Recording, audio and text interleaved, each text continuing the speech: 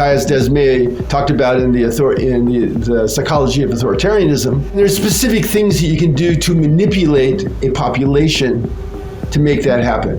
You control education, you attack dissent, you eliminate news agencies, you create a narrative of another, and then you have people band together to go against the other, and you keep people scared and anxious. This all seems so weirdly familiar to me for some reason, Keith. Yeah. I mean, I can't put my finger on it, but... I can't put my finger on it.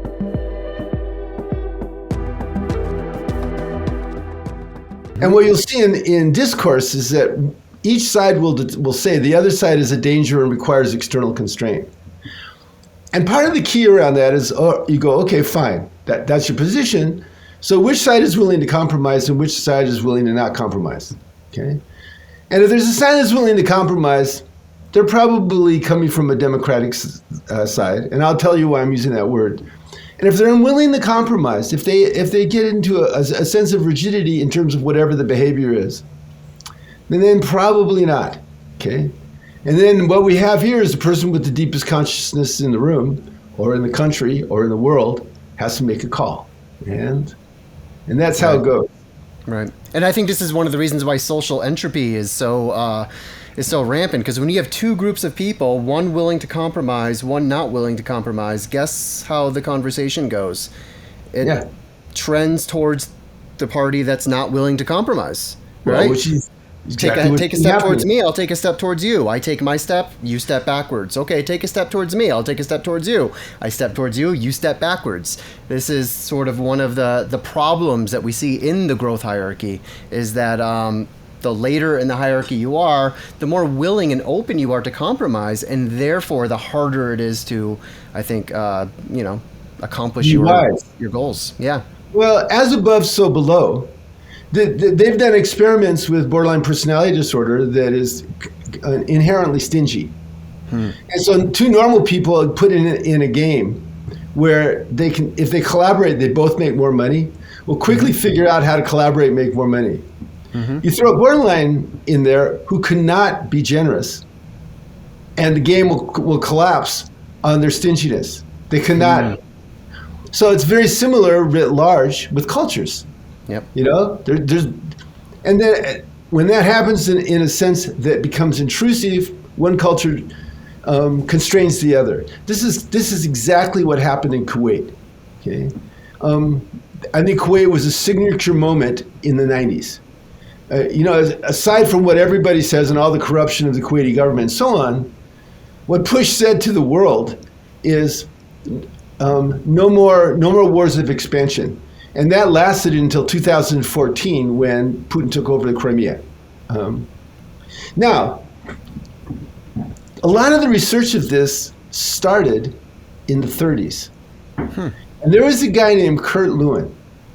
Okay, Kurt Lewin was a German social psychologist. And in the 30s, he was smart enough to go, he's Jewish, right? Let me out of here. So he and his wife fled. His sister and mother couldn't get visas and they died in the death camps. So Kurt Lewin, when he came to the United States, he was distressed that a lot of the existential psychologists and psychiatrists were saying, well, there's this German authoritarian, gene thing, they're all meant to be this way. And Kurt Lewin said, I don't think so. And he devised some clever experiments to explore this dynamic. And this is what he did. He had groups of boys. During this 20-year period, they always did it on groups of boys. I'll tell about some other ones. I mean, they never did with groups of girls. Maybe it's because in the back of their mind they go, this kind of manipulation that we're doing is kind of bad. So, but if we do it to boys, we can get away with it. It was something like that.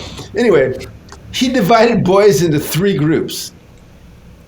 One group had a democratic leader. An adult who was teaching them art on a weekly basis for a number of weeks.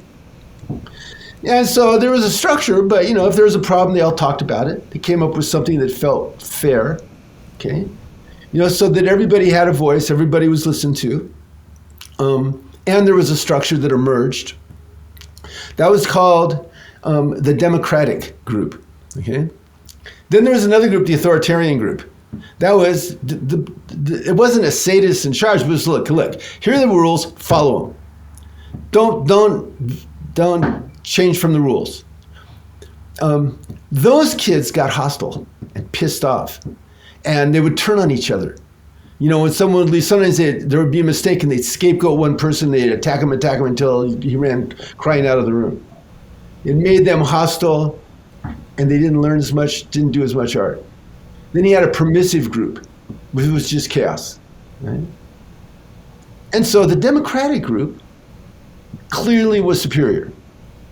Now, a lot of people looked at that research and were quite interested in that. Other people were more interested in the authoritarian stuff, and then out of that came some of the most famous experiments of the day. The Milgram experiment, where people were given a little culture that told them it was okay to give shocks, and they were encouraged, and they gave shocks up to, it was pretend, but they gave shocks that could have killed people. Mm-hmm. There was the prison experiment, the Zimbardo prison experience, where they took college students, made them prisoners and prison guards. Within a week, the prison guards were sadistic jerks. Again and again, there was data showing that you shift the environment and people's psychology changes significantly. If you do factor analysis on achievement, you'll find that the environment has way more explanation of variance of change than personality characteristics like conscientiousness and grit and stuff. And this research has been done too. Mm-hmm.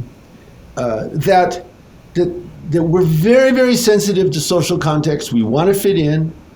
And if we're shifting into the dominator hierarchy thing, what's fear and anger, what we end up doing is talking ourselves in to whatever the ethos is and surrendering moral discernment to whoever we're scared of. This is mass formation psychosis that Matthias Desmet talked about in the psychology of authoritarianism. And writ large, it's the Trump movement, it's the populist movements in the world. And there's specific things that you can do to manipulate a population to make that happen. You mm-hmm. control education, you attack dissent, you eliminate news agencies, you create a narrative of another, and then you have people band together to go against the other, and you keep people scared and anxious. This all seems so weirdly familiar to me for some reason, Keith. Yeah. I mean, I can't put my finger on it, but I can't put my finger on it. Okay, so clearly these kinds of groups on a small level, a large level, these hierarchies, these growth hierarchies, based on a democratic leader. Okay, remember the hierarchies there has to be somebody in charge, mm-hmm. or some group, there's an authority. So, how do you do this? I mean, okay, great, we have all this data. How do you make it happen? And this is interesting. In the social research, they don't talk a lot about the leaders that go into these classes and these groups and have these effects. The authoritarian leader, democratic. Well, what characterizes that democratic leader? What characterizes the authoritarian leader?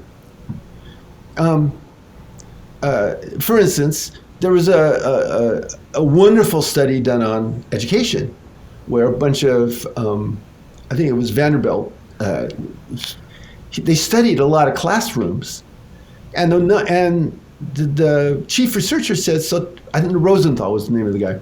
He said, he asked his students observed all this stuff. He said, what do you notice the most about these classrooms? The number one characteristic. He said, there's a lot of characteristics, rank order. Number one was it was competitive. He said, okay, so let's engineer a situation, let's engineer an environment that channels that into collaboration and support. And so it's called jigsaw teaching. So what they did is they broke kids into groups of 5, and each one of the 5 kids had to study something and then tell the other kids in their group about it. And then everybody was tested. And you got the grade that was the average grade of your group of 5. So you were motivated to teach other people your stuff. Mm-hmm. And in another even more extreme experiment, the people that won were the people that had the most progress. So you gave them a base class, and then the people that had the most progress. Now what happened in these groups is the kids started hanging out together. They used this to deal with a problem that happened after Brown versus Education, which is they tried to integrate schools and nothing happened. Never worked. Black kids wouldn't hang out with the white kids. The Hispanic and black kids couldn't meet the academic standards. They had come from inferior educations, and the teachers weren't expecting a lot from them. It was a big deal.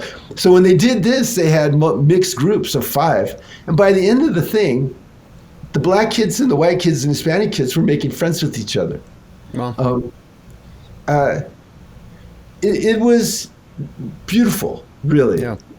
And it's been widely copied, around the country.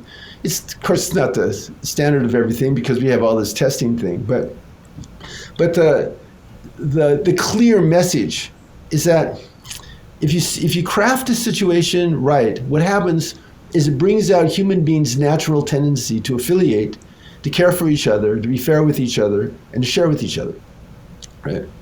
So my concern, Keith, is, as you say, the container kind of sets things, right? It sort of sets the conditions for our worldviews to emerge in. And our container right now has shifted pretty radically in the last 10 or 15 years in ways that us old guys, I think, have a harder time tracking. But the kids this is the water they're swimming in, right?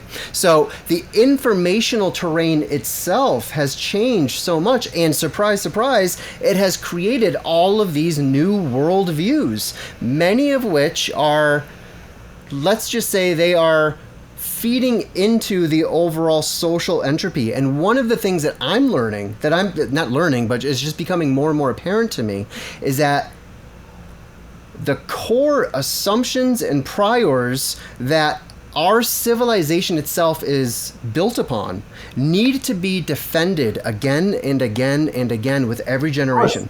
And when one single generation sits out, that social entropy, those currents can become very, very strong.